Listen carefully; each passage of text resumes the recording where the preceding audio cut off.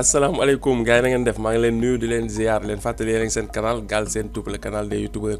ci seen programme comment gagner de l'argent sur YouTube naka la ñuy gagner xaalis ci YouTube vidéo yi leen koy defal di Pape Mor Lo ñu leen koy defal en wolof. Vidéo time nag vidéo bu neex la vidéo bu neex la parce que ñi nga xamante ni ñi ngi si YouTube te amuñu 1000 abonnés ak 4000 heures léegi dinañ mën a am possibilité monétiser seen ay vidéo short loolu nag di xibaar boo xam ne xibaar bu neex la. ki ñu ko indil nag di Sayer Sall bu nekk ci groupe WhatsApp bu YouTube solution bi moom moo ñu ko partagé démb ñu décidé def ci vidéo pour ñu bëri mën ci jot parce que peut-être ñu bëri jotuñu ci voilà léegi moom nag gis nañu partagé ko ci YouTube mu dugaloon ko ci groupe bi léegi ñu def ci vidéo ñu ngi koy ci remercier bu baax Sayer Sall YouTube solution parce que lii xéewal gu baax la parce que ñu bëri dañ doon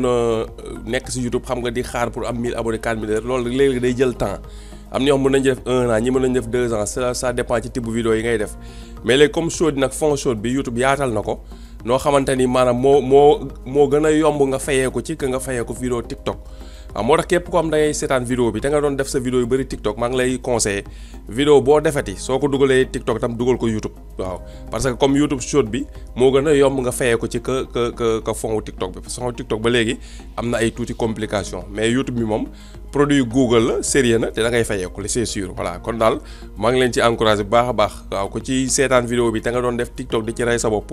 léegi parce que YouTube short ak TikTok même chose la rek waaw YouTube foofu TikTok lañ copier dugal TikTok ci biir YouTube mooy YouTube short kon ñu ngi leen ci conseil daal ku ci am TikTok tamit YouTube short bi nekk ci voilà parce que mi commencé na fay te disponible na fii ci Sénégal léegi voilà loolu moo tax ñu décidé nag def ci vidéo faram fàcce ko tuuti pour nit ñi gën ko mën comprendre moo tax vidéo tey moom bokkul ak façon vidéo yi ñu defoon fan yee ci ginnaaw waaw vidéo bi moom neex na tuuti macha allah boo xoolee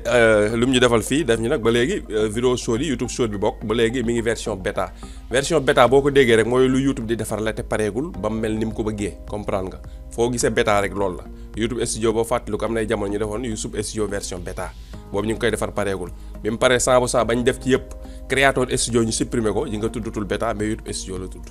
short bi tamit bêta la nekk ba léegi nga xam ko voilà moo tax mooy tekki daal chaque weer mun na am amélioration bu ñu ci def wala chaque 6 mois wala chaque semaine parce que toujours ñu ngi defar waaw melagul ni ñu ko bëggee léegi nag bu ñu ñëwee si explication yi lan lañu fi YouTube wax YouTube lu mu wax fii mun nañu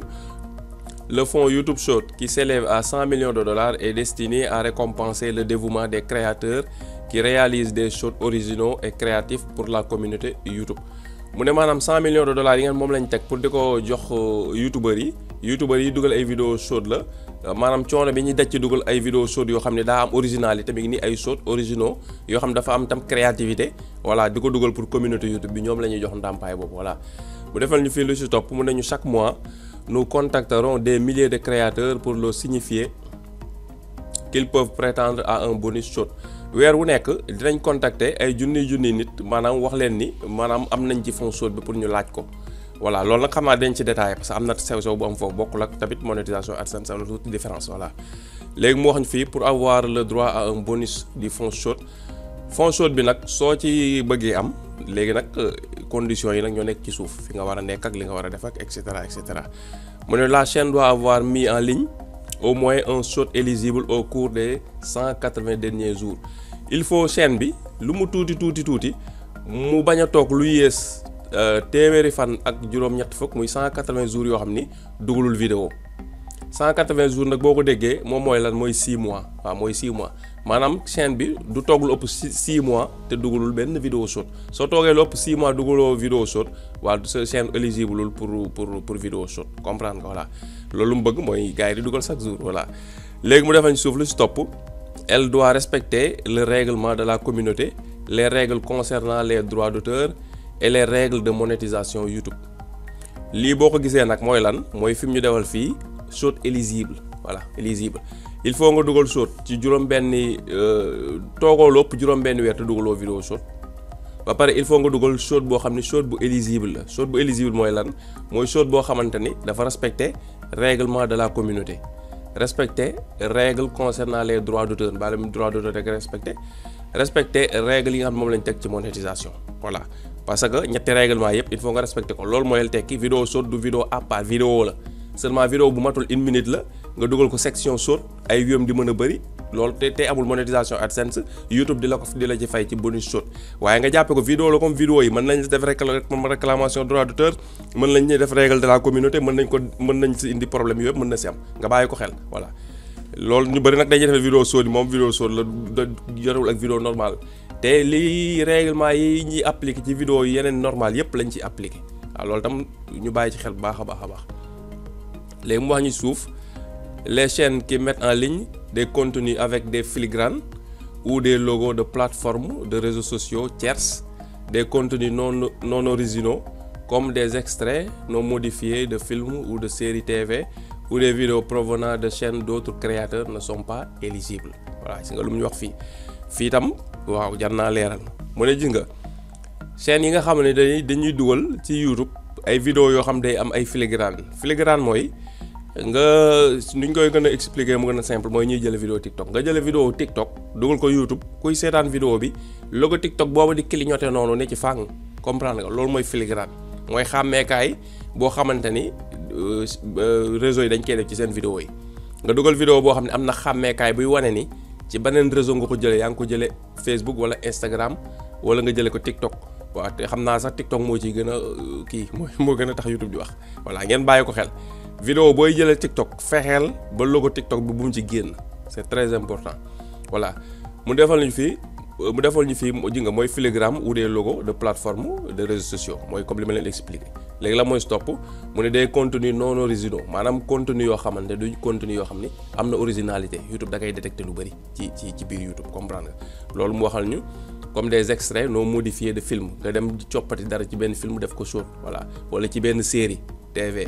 wala ay vidéo yoo xamante ni dañoo jóge ci yeneen chaîne YouTube nga dagg ci def ko loolu lu muy tekki kon dafa laaj nga def ci ay modification voilà léegi nag entre parenthèses ñu defaale foofu tuuti promotion YouTube solution su fekkee nag modification yoo xamoo nan lañ ko ci war a defee waaye li ma lay conseillé mooy nga dem dugg ci groupe YouTube solution bi formation YouTube solution participation bi 12 000 francs la boo ci participer vidéo yi yëpp boo ko jëlee ci TikTok di nga xam nan nga koy modifier boo ko dugalee ci YouTube jàppe ko vidéo boo xam ni vidéo originale la voilà incha allah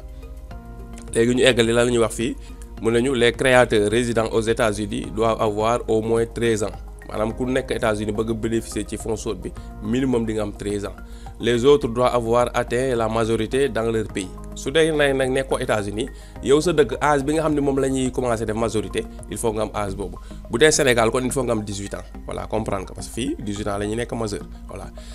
nañu fii. Les créateurs qui ont entre 13 et 18 ans doivent demander à l'un de leurs parents ou à leur représentant légal d'accepter les conditions d'utilisation et de configurer un compte AdSense pour recevoir les paiements si aucun compte n'est déjà associé à leur chaîne. maanaam mu ne xale yi nga xam dañoo am nag 13 ans comme ni ma la ko waxee sànq ba 18 ans maanaam ñoom dañoo war a seen parent daal moo leen ko war a ubbil loolu nag xam naa moom fii gars yi xale yi fii respecté wuñ ko parce que ñoo ubbil seen bopp léegi-léegi am ñoom dañuy am jafe-jafe si amaguñ carte d'identité yóbbu si jël seen carte d'identité papa wala seen bi yaay pour def ko ci am na booy boo xamante ne fu nekk nii monétiser na information yi mu def information yaayam la def compte yaayam compte am la ko jox mu ko ci verser paiement yi voilà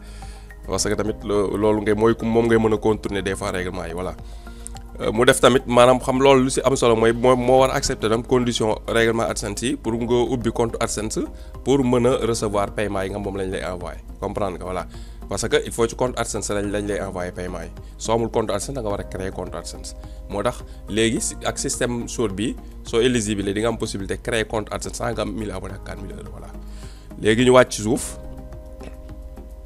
lu mu ñu defal fii le créateur doit résider dans l'un de ces pays l'une de ces régions maanaam ki nga xamante ne nag dafay mën a fayeeku ci SOD yi il faut mu bokk ci benn ci dëkk yi wala benn ci gox yi rek voilà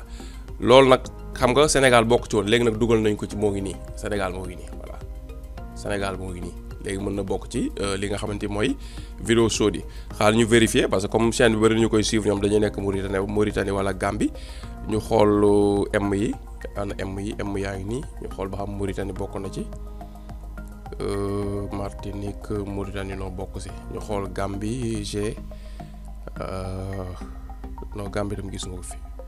wala dafa mel ni est-ce que respecté nañ règle bi par ordre alphabétique non xaaral ma xool dafa mel ni respecté wuñ ordre alphabétique bi ñu vérifier Gambie la ñuy xool ak Mauritanie GM amul fii am Macédoine, Martinique,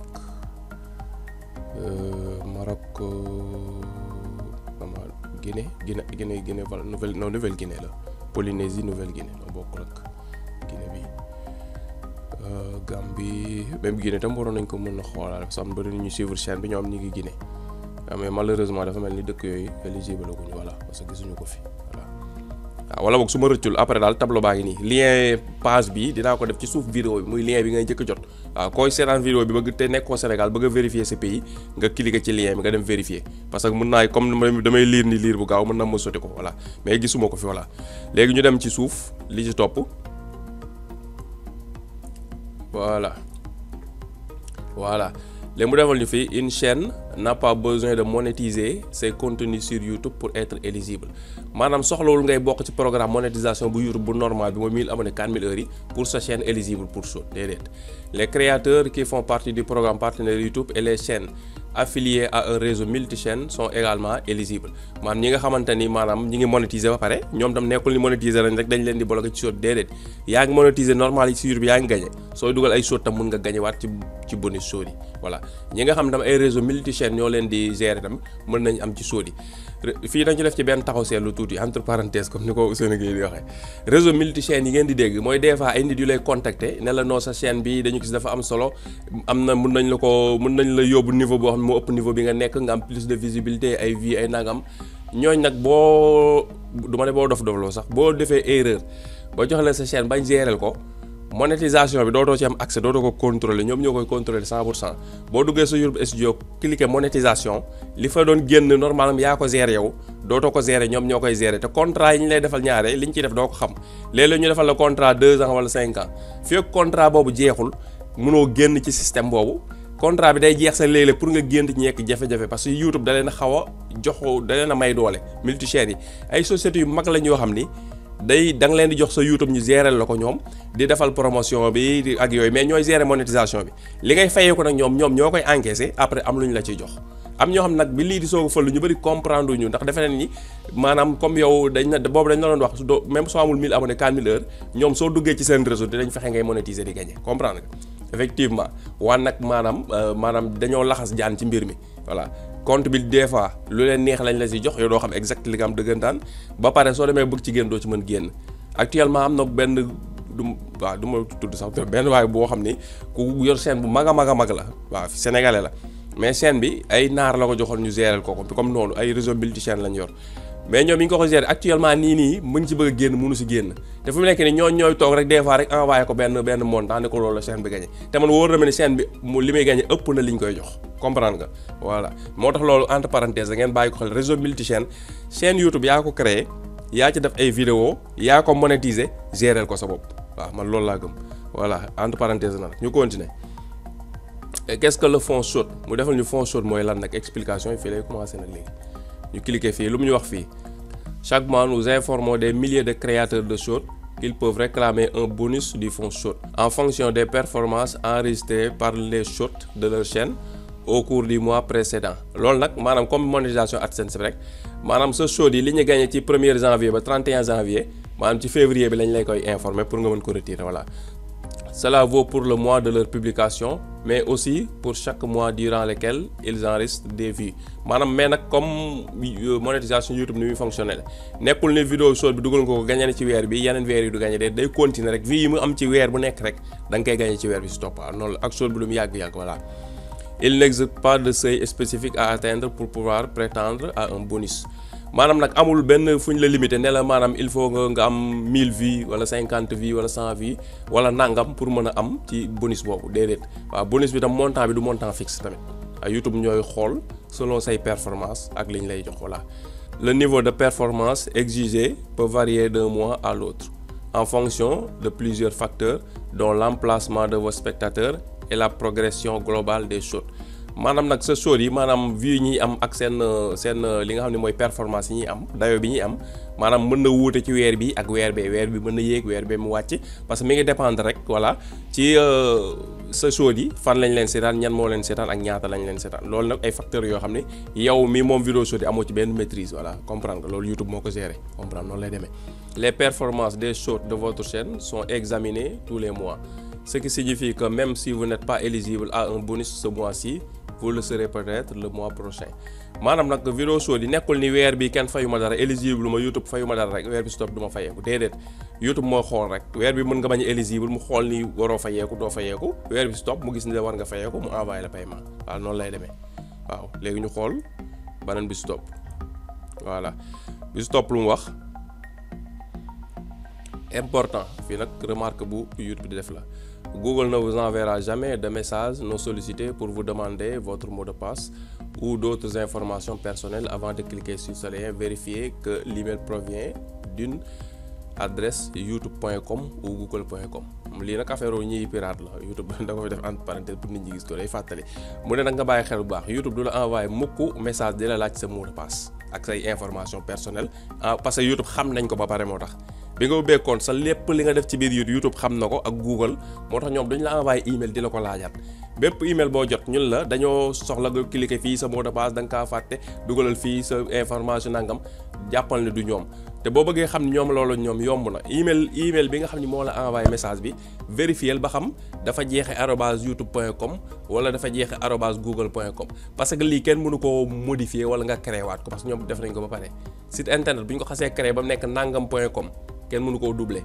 defaat beneen mel noonu teg mu nekk même lien bi comprendre nga moo tax toujours email bi la envoyé message del vérifier ba xam si ñaari la youtube.com wala google.com lii nag entre parenthèse waa Google la du sama bos voilà léegi ñu eggali les créateurs seront informés de leur éligibilité après la première semaine de chaque mois via une notification par email et une notification dans l'application YouTube maanaam semaine bu jiitu ci maanaam weer bu ne semaine bi ci njëkk su fekkee éligible nga am loo war fayee ko YouTube dina la envoyer benn email defal la tam benn notification ci application YouTube Studio bi pour nga dem laaj sa bonus boobu pour mën ko fayee ko voilà mu defal ñu fi elles comprendront le montant du bonus ainsi que des instructions indiquant comment le réclamer maanaam notification boobu dinañ ci def montant bi nga war a fayeeku ak wax la tam nan nga ko war a fayeeko voilà fi mu defal ñu les créateurs éligibles devraient recevoir ces notifications peu de temps après la première semaine du mois. Les créateurs éligibles devraient recevoir ces notifications peu de temps après la première semaine du mois. Ils auront jusqu'au 25 du mois pour réclamer leur bonus. Passé ce délai, le bonus peut expirer. Notification boobu nag heure boo ko jotee ci weer bi nga xam ne war ngaa fayeeku par exemple tey ñoo ngi décembre li nga gagné woon ci novembre ñu envoyé la si décembre wala boog li nga gagné si décembre bi comme ñoo ngi décembre mi ngi jeex li nga gagné si décembre bi si semaine bi njëkk janvier bala le 10 janvier daal diggante boobu dinañ la ko envoyé le premier ba le 10 janvier 2022 ñu envoyé la notification ne la am nga bonus sur temps la soo ko fa bàyyee nag réclamé woo ko pour ñu verser la ko bañ dem ba le 25 janvier bonus boobu day nul. waaw defuñu ko comme monétisation AdSense nga xam loo gagné day dem toog sa AdSense toog fa di xaar comme monétisation normale quoi nga xam ni moom loo nga gagné nga ko moom waaw moo xam temps bu mu fa mun toog gagné ko du dem Sodi nag du loolu Sodi bu ñu la nee gagné nga nangam notification bi mooy xaar yow nga cliquer ko pour dem laaji ko ñu versé la ko soo ko laajul ba le 25 ci weer bi notification bi valable la tul waaw montant bi nga gagné woon tamit YouTube dugalaat na ko ci kees ga parce que day jàpp ni yow soxla woo ko waaw loolu tam détail bu mat a bàyyi xel la voilà loolu ñu bàyyi ci xel bu baax voilà. Vous n'avez pas reçu de notification par email concernant votre bonus short. Il se peut que nos messages se perdent à cause des filtres d'email. Si vous ne trouvez pas l'email notification concernant votre bonus, veuillez consulter vos dossiers spam. maanaam mu ne nag boo toogee benn weer nga gis amul message ñëwul wala notification ñëwul mën na am mu nekk problème technique bu boobaa da ngay dem ci sa boîte Gmail nga vérifier parce que léegi dem am na loolu day am ñoom seen boîte Gmail dama ay filtre ñoo envoyé leen message bi dem boîte spam wala mu dem ci ay réseaux sociaux yooyu ce qui fait que li nga xam ne mooy boîte principale doo fa gis su boobaa nag yaay dem vérifier ci say message ba xam notification bi ñëwul voilà waaw ñu tëj fii ubbi bi stop voilà fii lu mu ñu defal les chaînes éligibles peuvent recevoir entre 100 et $10,000 chaque mois. Le montant du bonus est ajusté en fonction de l'emplacement de l'audience du créateur. Par conséquent, le nombre de spectateurs et le taux d'engagement requis pour être éligible peuvent varier selon les créateurs. maanaam mu def ni maanaam chaînes yi nga xam ne éligible nañ mën nañ jot diggante $100 ba $10,000 maanaam weer bu ne. voilà léegi montant bonus boobu nag léegi moo ngi dépendre ci emplacement audience yi maanaam yow sa vidéo short yi bi nga ko dugalee ñan ñoo ko seetaan ak fan lañ ko seetaanee moom mooy déterminer li ngay gagné comme monétisation AdSense rek voilà. par conséquent le nombre de spectateurs et le taux d'engagement requis pour être éligible peuvent varier selon les créateurs maanaam li nga xam ne nag YouTube si li muy basé wu ci xool vie ñaata laak fan lañ ko seetaanee ba mu def éligible wala éligible loo YouTube loolu mën na ko def weer bi lii weer bee lee ñoom ñooy xool niñ koy defee rek voilà. maanaam lu short bi daal ni ma ko gisee yow da ngay dugal ay short rek mais amoo ci benn maîtrise bu lay wan da ngay gañ doo gañ YouTube mooy xool yow mérité nga ko mu jox la ko kon li ma gis mooy ñoom dañoo bëgg bu ñu newul temps ngay am pour mën si gagné li ñu bëgg mooy nit ñi def ci seen coono bi yëpp pour bàyyi TikTok ñoom ñëpp ñëw concentré wu ci short pour mën a gagné parce que boo ko ñàkkalee fay kon doo gagné lay tekk ñu koy jël au sérieux la ñuy récompenser voilà loolu la guerre la daal c'est entre YouTube ak TikTok. Vos bonus vous seront versés sur le compte AdSense associé à votre chaîne. Pour recevoir les paiements, vous devrez respecter les obligations fiscales ainsi que d'autres règles AdSense maanaam mu def la léegi nag bonus yi nga xam ne am nga ko shop bi dañ la ko verser ci sa compte AdSense voilà. bu ko defee nag pour recevoir les paiements maanaam pour nga jot paiement il faut nag nga respecter obligations fiscales yi yooyu xam ngeen ko mooy WB8 bi fiscalité yi et cetera ci AdSense voilà. ñu ñëw fii ci suuf ban moo si topp mu defal ñu. comment réclamer mon bonus du fonds short léegi nag li bi moo ci am solo mooy su ma fekkee am naa bonus short dan laa koy rek demander waaw lu yomb la mooy lan les créateurs peuvent sélectionner demander le bonus dans l'email ou la notification dans l'application pour accéder à la page dédiée au fonds short dans YouTube Studio maanaam email bi ñu la envoyé wala notification bi dina am fu ñu def demander le bonus demander le bonus rek ngay cliquer boo cliquer demander le bonus di nga mën a dem nag léegi topp procédure bi pour réclamer ce bonus ci email bi dina ci am ci notification bi YouTube Studio tam dina ci am voilà. mu tegal ñu ci depuis cette page ils doivent suivre 2 étapes maanaam ñaari étapes nga war a suivre yoo xamante ni ci page boobu ñu la defal information yi muy accepter les conditions relatives au bonus boo cliquer ci demande bi da lay defal conditions yi nga accepter conditions yi. beneen bi mu defal la configurer ou associer un compte AdSense comme demande de monétisation rek maanaam su dee am nga AdSense ba pare nga relier ko ci su dee amoo ko AdSense nga créer compte AdSense voilà loolu la. les chaînes auxquelles un compte AdSense actif est associé ou qui reçoivent des paiements de la part d'un réseau multichaîne ou non moo xam nga nekk multichaîne wala nga bañ cee nekk doivent réclamer leur bonus en suivant ces 2 étapes ñaari étapes yi il faut que topp ko voilà pour que jot sa bo ak situation boo mënti nekk voilà soit nga am AdSense nga relier ko ci amoo AdSense nga créer AdSense voilà pour def ko te da ngay accepter conditions yi voilà loolu mooy li nga xam ne moo ci nekk voilà. YouTube peut avoir besoin de plusieurs jours pour associer le compte AdSense que vous aurez configuré à votre chaîne. léegi nag bi ngay créer sa compte AdSense mën na tardé ay fan nag pour YouTube defaral la compte AdSense loolu nga xam ko voilà lancer nga sa bonus pour récupérer ko amoo compte AdSense accepté nga conditions yi yaa ngi créer compte AdSense loolu mën na tardé benn ñetti fan à peu près des fois waaw jamonoy corona ba doon tardé des fois weer sax mais léegi moom gis naa ni presque 24 heures rek affaire bi sotti voilà. Une fois que votre compte AdSense aura été associé à votre chaîne, vous recevrez un email vous en informant et vous indiquant si vous avez obtenu le bonus. maanaam dina am nag benn email bu ñu la envoyé bu fekkee versé nañ le bonus ci compte AdSense bi dina am benn email bu ñu la envoyé wax la ko voilà. léegi ñu ñëw fii ci suuf lan lañ defal fii.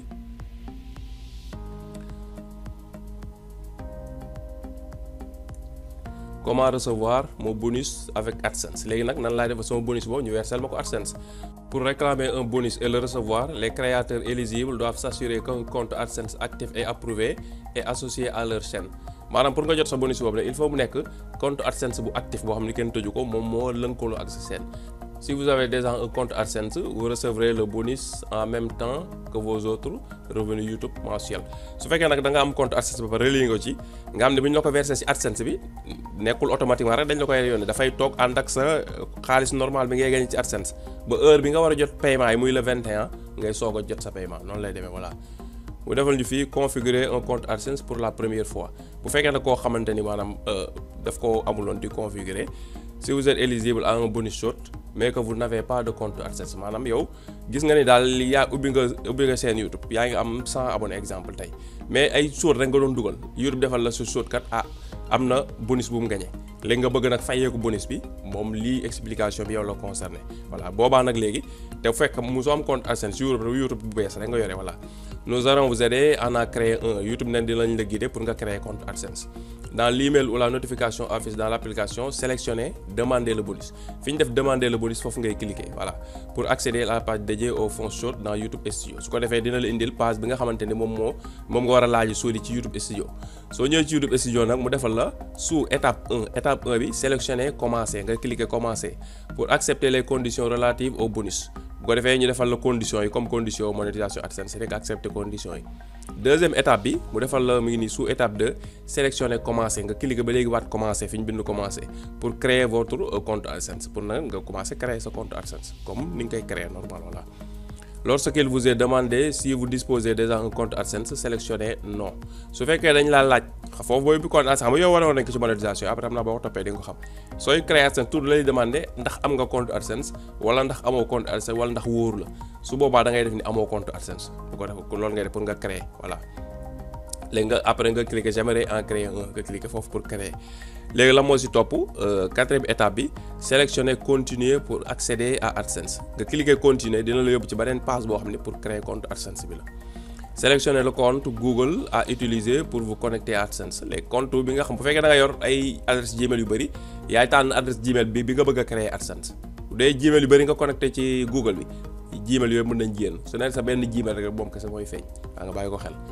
li gën nag mooy sa compte bi nga xam ne si nga am YouTube bi su dee amul AdSense nga créé ci AdSense moom moo gën nga koy créé ci sa beneen Gmail su yooyu mën nañ di ay jaxasoo tuuti quoi voilà. mu defal ñu fii remarque si vous utilisez AdSense dans un contexte autre que YouTube connectez-vous avec le compte Google associé à votre compte AdSense existant lii mooy détail bi wala sànq rek par exemple bu doon tey da nga amoon sa Gmail bi am nga ci AdSense di ko monétiser ak benn site internet nga dem ba yàgg nga ubbi YouTube bi ngay dugal ay short nga am bonus boobaa doo créer compte AdSense su bees de parce que email bi amoon na AdSense boobu ngay sélectionner nga relier ko loolu nga bàyyi ko xel voilà. Acceptez les conditions d'utilisation sélectionnez créer un compte saisissez votre email sélectionnez envoyer voilà après léegi nga accepter conditions yi nga créer compte bi loolu moom defoon nañ ci ay vidéo créer compte AdSense saisissez votre adresse email après nga sélectionnez envoyer. Une fois que vous aurez créé votre compte AdSense vous recevrez d'autres instructions vous indiquant comment compléter votre profil AdSense. Vous devrez entre autres renseigner vos informations fiscales, confirmer que vos informations personnelles sont correctes et indiquer un moyen de paiement. maanaam mu defal ñu léegi nag boo lancé loolu ba créer compte AdSense bi ba pare di nga jot ay instruction yooyu moo lay demander nga compléter sa profil maanaam nga def sa tour normal nag doo def sa tour chaîne sa tour ni nga tudd nga def sa adresse tam fi nga dëkk. voilà parce que compte AdSense bu bees dafa am courrier bu ñu lay yónnee pour nga valider ko courrier boobu adresse bi nga dëkk lañ la koy yónnee su fekkee fi nga dëkk nag courrier mënu fa ñëw maa lay conseiller nga seetaan vidéo bi ñu defoon comment récupérer votre courrier AdSense facilement voilà am na benn boîte bu ñu joxoon boo xam ni boo ko defee sa adresse AdSense bu fa courrier bi ñëwee après dinañ la ko jox nga fay ci 2000 francs mooy lettre yi ngay gis léegi-léegi ñu koy wane waaw koo xam ni fi nga dëkk jàpp nga ni daal bu ñu la envoyé lettre te lettre poste lay jaar du courrier email lettre bu ñu la envoyé ba jaar poste la këyit ñu indil la ko sa kër pour AdSense soog validé nga mën a encaisser sa xaalis bi loolu ngeen bàyyi ko xel bu baax lu am solo la.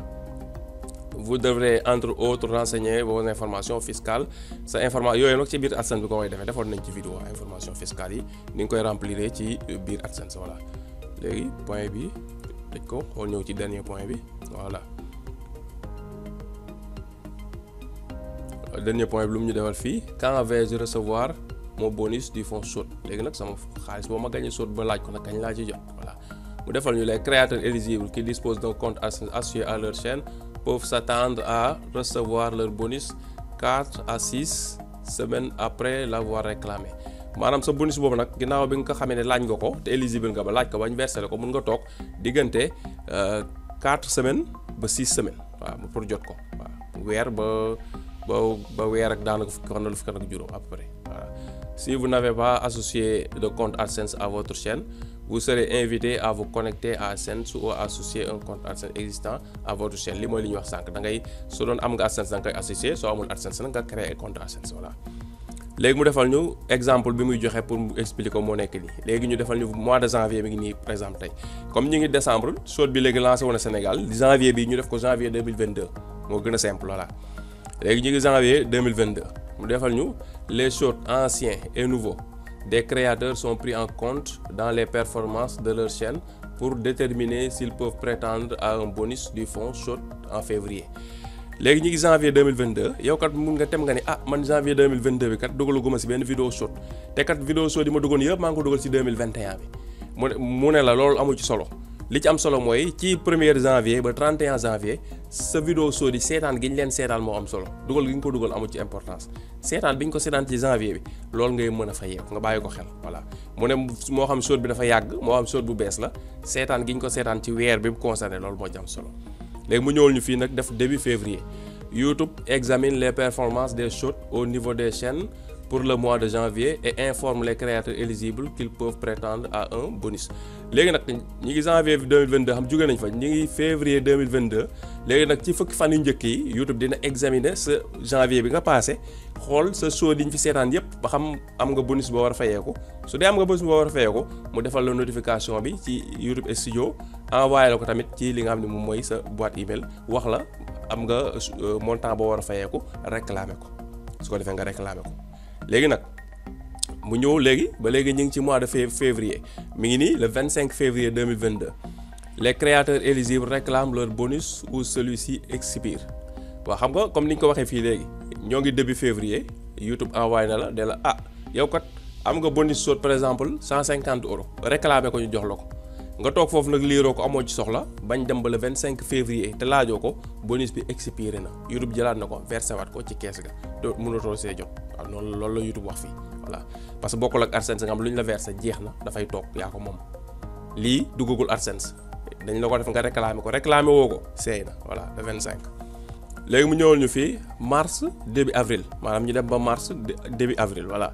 mars ba début avril bi AdSense verse les bonus du mois de février aux créateurs dont les comptes AdSense sont configurés pour recevoir des paiements. léegi nag xam nga demandé woon nga ko ñëw na par exemple le 8 février nga demandé ko waaw léegi xam nga yow lii concerné wu la kon parce que demandé nga doo ko perte léegi bu ñu demee nag léegi ba li nga xam ne mooy mois de mars waaw jàpp début avril. comme fin wu mars jàpp début avril ni ñu ko mën a waxee daal mooy si 1er mars ba 10 avril diggante boobu seen la koy verser nag mu dugg sa compte AdSense su duggee sa compte AdSense nag bu dee yaa ngi fa defoon compte banque heure paiement yi bu jotee ñu envoyé la voilà noonu lay defee léegi ñu wàcc ci suuf tuuti lan la ñuy wax fii ci suuf voilà.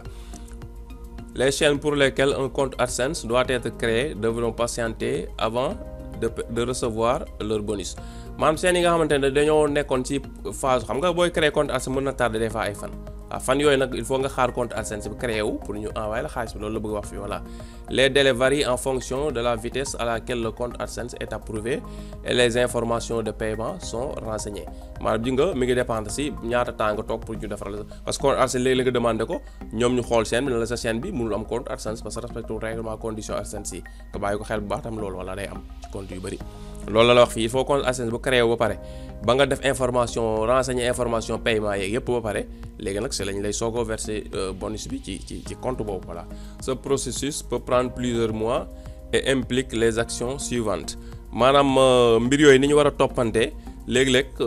mu xaw a tardé tuuti voilà parce que tamit dafa am yenn action yoo xam daf koy laaj action yooyu mooy lan mooy ay loo war a def daal voilà li nga war a def lan la mooy da nga war a renseigner information fiscale yi voilà. confirmer information personnelle yi voilà fournir moyen de paiement lii nag yëpp moo war a am ci compte AdSense bi nga soog si jot xaalis soo renseigné wul information fiscale duñ la transférer xaalis soo confirmé wul li nga xam ne mooy information personnelle yi duñ la ko transférer soo dugalul mode de paiement duñ la ko transférer comprendre nga voilà loolu nga bàyyi ko xel bu baax.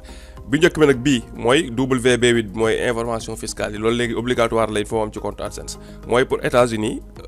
taxes yi ñu lay dagg su fekkee say vidéo yi daam ñu ko seetaan États-Unis loolu léegi obligation la ci AdSense comprendre nga. beneen bi configurer vos informations personnelles mooy sa tur ak sa adresse bi ngay def yow pour mën a jot li nga xamante ni moom mooy courrier bi postal bi code boobu ñu lay yónni fii ak jotoo ko valider ci AdSense wala nga demandé ko 4 fois mën a valider carte d'identité sa paiement duñ la ko envoyé même bu dee def nga fiscalité def mode de paiement ñett yi daal benn bu ci manqué ñoom ñëpp dañoo war a mat pour nga jot paiement. voilà bii moo concerné code secret bi bii moo concerné WB8 fiscalité bi bii ci suuf moom moo concerné compte banque bi nga def ci AdSense comprendre nga noonu lay demee. une fois la configuration du compte terminée les bonus vous seront versés par AdSense entre le 21 et le 26 du mois voilà bu fekkee nag lépp nag jaar na yoon yow yaa ngi dugal ay SHOT weer 1er janvier ba 31 janvier si fukki fan yi njëkkee ci février ñu envoyé notification ne la éligible nga am nga fa 150 € yoo war a retiré nga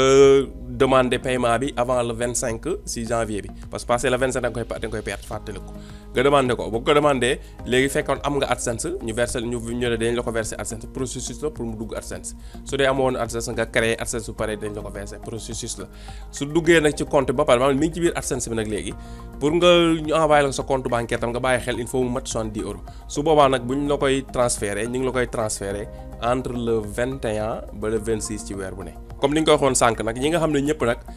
dañuy dugal ay sóot parce que ñu bëri ñu ngi dugal ay sóot te produit ruñ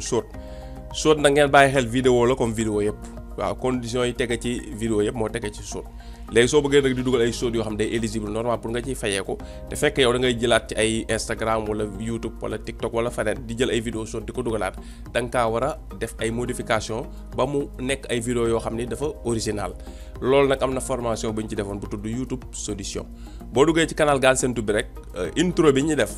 vidéo YouTube solution bi lañ fa def waaw mën nga ko seetaan foofu joxe nañ fa tout détail expliqué pour nga comprendre boo ci bëggee dugg nag c'est simple 12 000 francs ngay envoyé boo xam Orange Money wala Wave waaw ci numéro WhatsApp bi am def nañ ko foofu su ko defee dinañ la dugal ci canal bi nga xamante ne fa lañ def vidéo yi ñuy wanee nan la ñuy defee ay coppite ci li nga xam mooy ay vidéo canal boobu nag di formation YouTube solution